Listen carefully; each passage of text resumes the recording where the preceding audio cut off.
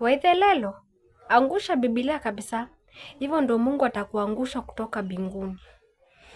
Hivyo mimi ndo nawaambia class.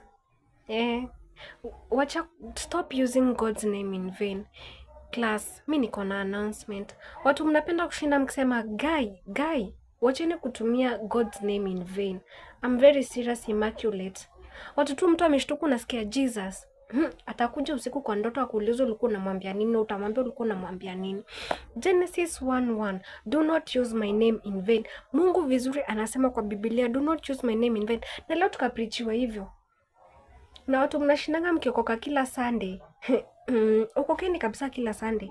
Mtaenda mkose kuokoka hii Sunday na Mungu akuje hiyo Sunday. Mimi ndo nawaambia hivyo class. Praise God.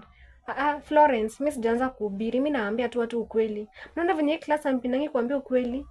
Na hiyo ndo Mungu anataka niwaambie. Na hivyo ndo Mungu anataka niwaambie na nyinyi hamtaki niwaambie, lakini lazima niseme ukweli. Say the truth and shame the devil. Lazima niseme ukweli. Lazima niseme ukweli. Mmesikia hivyo nimewaambia.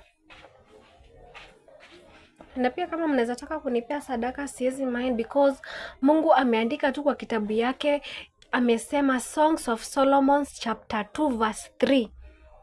Mkuwe mnarudisha shukrani wanaohubiri neno la Mungu. Songs of Solomon. Endeni muangalie saa hii Songs of Solomon. Mtoe sadaka mbao tu, hata mimi nipate za kukula juu takurudishia tu. Class.